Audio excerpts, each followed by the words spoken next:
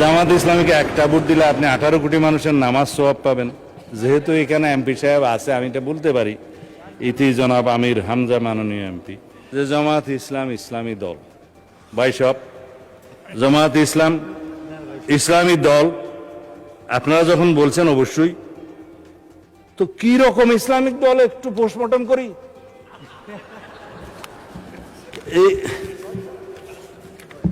এইটা হচ্ছে আপনাদের নির্বাচনী ইশতেহার দলিল।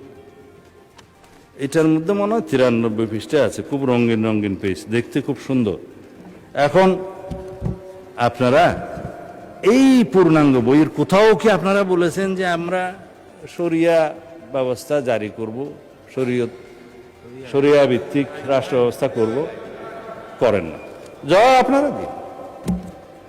আপনারা কি কোথাও বলেছেন ইসলামী রাষ্ট্র ব্যবস্থা, ইসলামী সমাজ ব্যবস্থা বা ইসলামী বিচার ব্যবস্থা বা ইসলামী অর্থনীতি প্রতিষ্ঠা করবে? পেজগুলো ভঙ্গ করে রেখেছি এখানে, ভাগ ভাগ করে আপনাদের আর্থিক অবস্থা, তারপরে আপনারা যেটুক পড়ছেন, আমার মনে হয় আমারও ততটুকু পড়তে হয়েছে বাজ করতে করতে। আইন ও বিচার ব্যবস্থা দফা নম্বর 9, তারপরে আপনার দফা নম্বর মাথা উঁচু করে দাঁড়ানোর অর্থনীতি, ইসলামিক ব্যাংকিং এর ব্যবস্থা তো এখানে কোথাও লেখেন নাই আপনারা এখানে। তারপরে কি দফা? শিক্ষা ব্যবস্থায় আপনারা লিখেছেন মাদ্রাসা শিক্ষাকে আপনারা স্বকীয়তা বজায় রেখে কারিকুলাম আধুনিকায়ন করবেন, একবার 1 নম্বর দফায়। কেন বাংলাদেশের মানুষ কি শুধুই মাদ্রাসায় পড়ে? এখানে প্রাথমিক শিক্ষা আছে, হাই স্কুল আছে, মাদ্রাসা আছে, একটা হইতে পারত, কিন্তু আপনারা টপ মোস্টে গেলেন এবং এখানে কোথাও শরিয়া আইনের কথা আপনারা বললেন না। ওই দফাতেও ধর্ম এবং নৈতিকতা পৃষ্ঠায় আপনাদের দফা 28, ইসলামী রাষ্ট্র ব্যবস্থা নাই, ইসলামী শাসনতন্ত্রের কথা বলা নাই, ইসলামী সমাজের কথা বলা নাই। তারপরে যেটা আমি এখন বলতে চাই নাই, সেরকম কথাটা বলি। এখানে একটা কাগজ আছে, কাগজটা কোথায় যে রাখলাম, আকিমউদ্দিন, যেটা তাদের ইয়ের মধ্যে মনোগ্রামের মধ্যে ছিল, সেই আকিমউদ্দিন এখন আর নাই। এখন কাগজটা খুঁজে পাচ্ছি না, প্রিন্ট আসছে না। হ্যাঁ, এখন দেখেন, আপনারা দিন প্রতিষ্ঠা করবেন, আপনাদের মনোলগ থেকে আকিমউদ্দিনটা সরাই দিচ্ছে বা ফাইনাল করেন নাই। বিদেশি ডিপ্লোম্যাটদের সাথে আপনারা যেমন সাক্ষাৎকার করেছেন আপনাদের আমির সাহেব, পিছনে সেই ছবিটা আছে। আমার কাছে সব কাগজ এখানে আছে, কাগজটা জাস্ট এখন উল্টাইলেই পাবো, সব নিয়ে আসছিলাম, কোথায় যে গেল। হ্যাঁ, তো সেই আকিমউদ্দিনটা এখন নাই। আপনাদের মনোগ্রাম থেকে দিন কায়েম করে যখন ফেলে দিলেন, আপনারা নিজেদেরকে ইসলামী দল কিভাবে কায়েম করবেন, দাবি করবেন? আর আপনারা এইখানে আমি কয়েকটা উদ্ধৃতি দিই। আপনারা ইলেকশনের আগে এই সাক্ষাৎকারগুলো দিয়েছেন। জামাতের আমির সাহেব বলেছেন ক্ষমতায় গেলে শরিয়া আইন বাস্তবায়ন করবেন না, 14 জানুয়ারি 2026। বলেছেন শারদীয় দুর্গাপূজা উপলক্ষে, হ্যাঁ শুভেচ্ছা, এটা ঠিক আছে। জনাব আব্দুল্লাহ মোহাম্মদ তাহের বলেছেন আমরা কবে কোথায় বলেছি জিতলে আমরা বাংলাদেশে শরিয়া আইন আনবো? এটা হচ্ছে 18 সেপ্টেম্বর 2025। তারপরে রোজা এবং পূজার মুদ্রার রিপিট উপিট, সেটা তো আমার এক ভাইজান বলেছে, আমি এখন বললাম না যেহেতু উনি এখানে প্রেজেন্ট নাই। এখন আপনাদের যে সমস্ত বক্তারা এখানে বক্তৃতা দিয়েছে, এগুলো বললে তো আপনারা কিছুক্ষণ, এগুলা আছে আমার কাছে, এগুলা কিছুক্ষণ পরে আপনারা ওয়ার্কআউট করতে চাইবেন। আমি আর বললাম না, কারণ ব্যারিস্টার শাহরিয়ার কবিরের বক্তব্য বলতে চায় না, তিনি উপস্থিত নাই।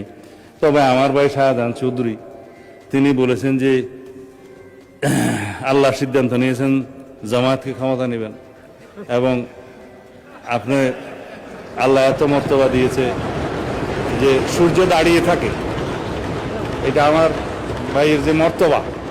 আপনি এটা রেকর্ড ভিডিও আছে, বলেন আপনি যে কালকে আমার মুফতি বানাইলেন, তা আমি একটু আপনার স্বীকৃতি দিতেছি আর কি, যে আপনার কাছে এত আল্লাহ মর্তবা দিয়েছে যে আপনি বললে সূর্য দাঁড়ায় থাকে। এখন জামাত ইসলামীকে একটা ভোট দিলে আপনি 18 কোটি মানুষের নামাজ সওয়াব পাবেন। যেহেতু এখানে এমপি সাহেব আছে, আমি এটা বলতে পারি, ইতি জনাব আমির হামজা মাননীয় এমপি। এইভাবে বলতে বলতে বলতে বলতে কত বলতে পারবো তা জানি না।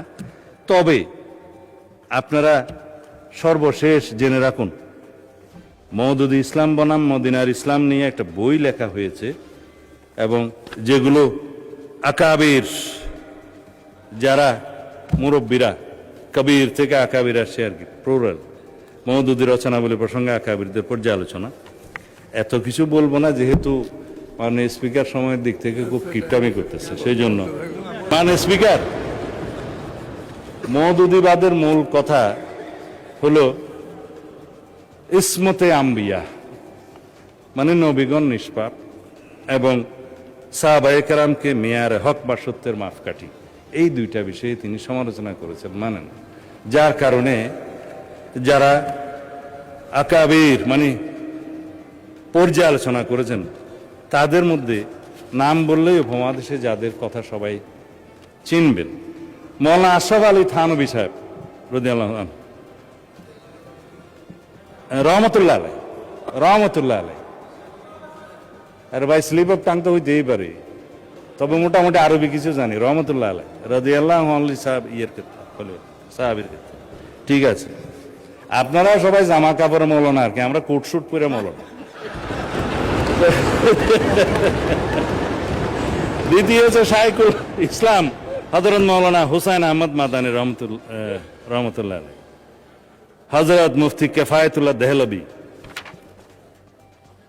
মোহাম্মদ হযরত মৌলানা তৈয়ব সাহেব মহতমিম দারুল উলুম দেওবন্দ, মৌলানা আব্দুল লতিফ মহতমিম মাজহারুল উলুম সাহারানপুর, মাজার শাইখুল হাদিস মৌলানা জাকারিয়া সাহারানপুর।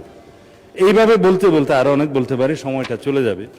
তাদের সবার অভিমত হচ্ছে, এই বক্তব্য যদি মোল্লা মওদুদী সাহেবের না হয়ে থাকে ঠিক আছে, যদি প্রতিষ্ঠিতভাবে হয়ে থাকে তাহলে আপনাদের বক্তব্য প্রয়োজন। সেই হিসাবে তারা বাংলাদেশে তো রীতিমতো আমাদের মুরব্বী মোল্লা মহিবুল্লাহ বাবুনগরী পরিষ্কার বক্তব্য দিয়েছেন যে জামাতে ইসলামী কোনো ইসলামী দল নয় এবং তারা ইসলামের ক্ষতি করছে। এগুলো আমি বলছি না, আপনারা যেহেতু পাতা উল্টিয়েছেন সেজন্য আমাকে বলতে বাধ্য, আমার মতামত নয়। তবে আপনারা ইসলামী দল, আপনারা নিজেরা দাবি করেন, কি রকম ইসলামিক দল সেইটুকু শুধু আমি কিছুক্ষণ আগে একটু বয়ান করছিলাম। সুতরাং যেখানে আপনারা আকিমউদ্দিন প্রতিষ্ঠা রাখতে পারেন না, সরিয়ে ফেলেছেন, আবার আনলেও আনতে পারেন, অসুবিধা নাই, এটা বুটের জন্য হয়তো সরাইছে। আর আপনারা কোথাও সরিয়ে আইন বাস্তবায়ন চান না। আপনারা ইসলামী ব্যাংকিং প্রতিষ্ঠার কথা আপনাদের ইশতেহারে বলেন নাই। আপনারা ইসলামী সমাজ ব্যবস্থা, ইসলামী অর্থনৈতিক ব্যবস্থা, ইসলামী বিচার ব্যবস্থার কথা কোথাও বলেন নাই। তাহলে আপনারাই বলুন ভাই সাহেব, আপনারা কি রকমের ইসলামিক দল? এইটা আমাদের জানতে ইচ্ছে করে। এটা কোনো বিতর্ক নয়, এটা বিতর্কটা আপনারা তুলেছেন বলে আমাকে জবাবগুলো দিতে হয়েছে। তো এই ফতোয়া দেওয়ার জন্য ফতোয়া আলমগীরিও মুখস্থ করতে হয় না, মুহাদ্দিসও হতে হয় না, পটিয়া হাটাজারিতেও যেতে হয় না, এগুলো সাধারণ জ্ঞান।